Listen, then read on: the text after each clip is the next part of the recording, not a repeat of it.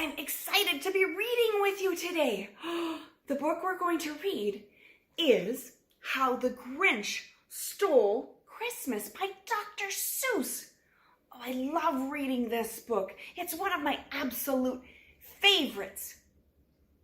Are you ready to join me? So get all cozied up and let's read this book together.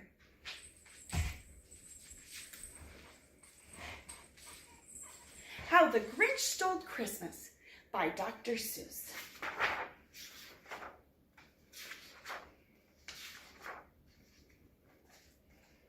Every Who down in Whoville liked Christmas a lot. I do too.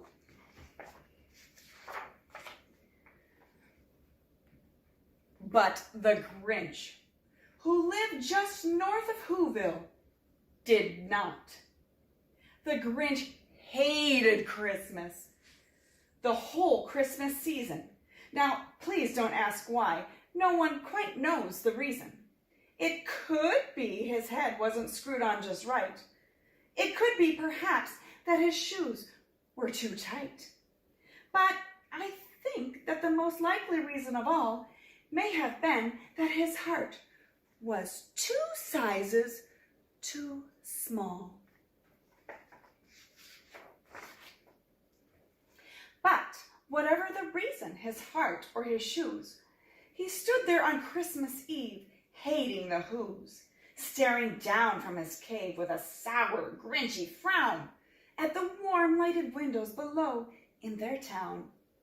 For he knew every Who down in Whoville beneath was busy now, hanging a mistletoe wreath.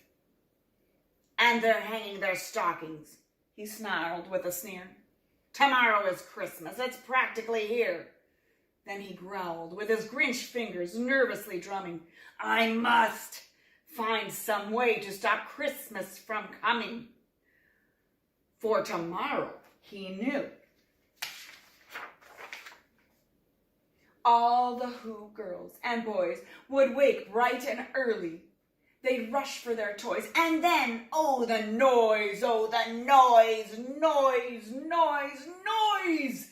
That's one thing he hated. The noise.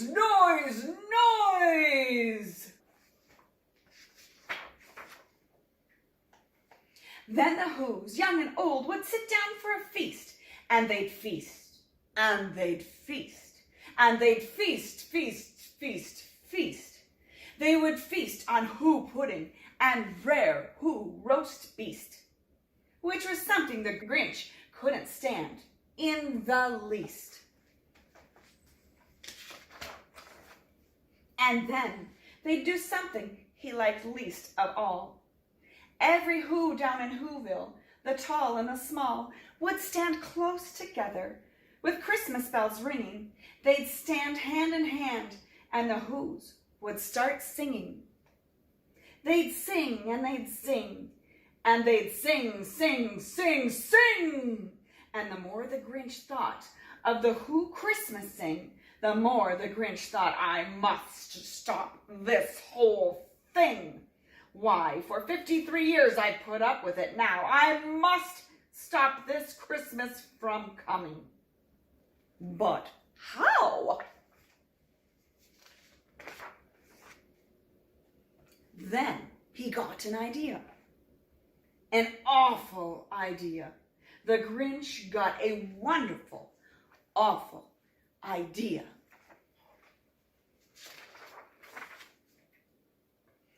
I know just what to do, the Grinch laughed in his throat, and he made a quick Santa Claus hat and a coat.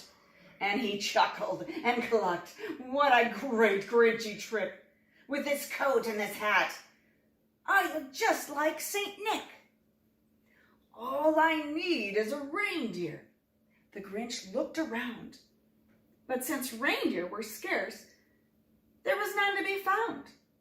Did that stop the old Grinch? No, the Grinch simply said, if I can't find a reindeer, I'll make one instead.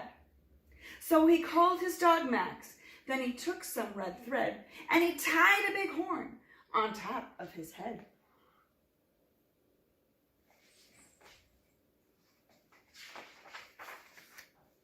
Then he loaded some bags and some old empty sacks on a ramshackle sleigh, and he hitched up old Max. Then the Grinch said, "Giddy up!" and the sleigh started down toward the homes where the Who's lay a snooze in their town. All their windows were dark. Quiet snow filled the air. All the Who's were all dreaming sweet dreams without care. When he came to the first little house on the square, "This is stop number 1, the old Grinchy Claus hissed, and he climbed to the roof, empty bags in his fist. Then he slid down the chimney, a rather tight pinch, but if Santa could do it, then so could the Grinch. He got stuck only once for a moment or two. Then he stuck his head out of the fireplace flue, where the little Who stockings all hung in a row.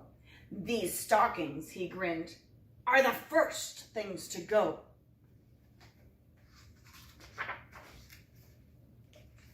Then he slithered and slunk with a smile most unpleasant around the whole room, and he took every present. Pop guns and bicycles, roller skates, drums, checkerboards, tricycles, popcorn, and plums.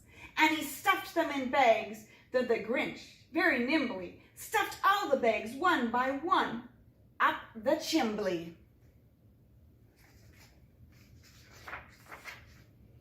Then he slunk into the icebox. He took the Who's feast. He took the Who pudding. He took the roast beast. He cleaned out that icebox as quick as a flash. Why, that Grinch even took their last can of Who hash.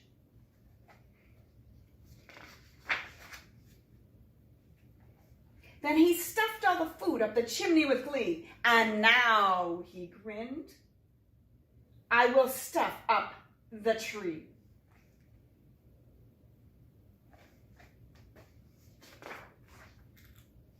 And the Grinch grabbed the tree and he started to shove when he heard a small sound like the coo of a dove.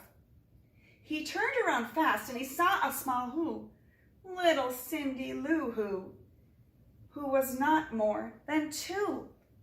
The Grinch had been caught by this tiny Who daughter, who'd got out of bed for a cup of cold water. She stared at the Grinch and said, "Santa Claus, why? Why are you taking our Christmas tree? Why?" But you know, that old Grinch was so smart and so slick, he thought up a lie, and he thought it up quick. "Why, my sweet little tot," the fake Santa Claus lied, "there's a light on this tree that won't light on one side, so I'm taking it home to my workshop, my dear.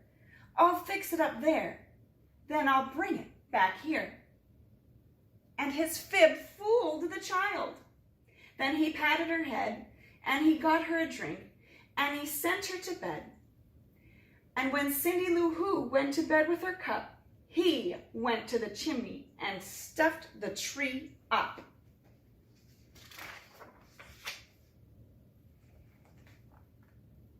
Then the last thing he took was the log on the fire. Then he went up the chimney himself, the old liar. On their walls he left nothing but hooks and some wire. And the one speck of food that he left in the house was a crumb that was even too small for a mouse. Oh. Then he did the same thing to the other Who's houses, leaving crumbs much too small for the other Who's mouses.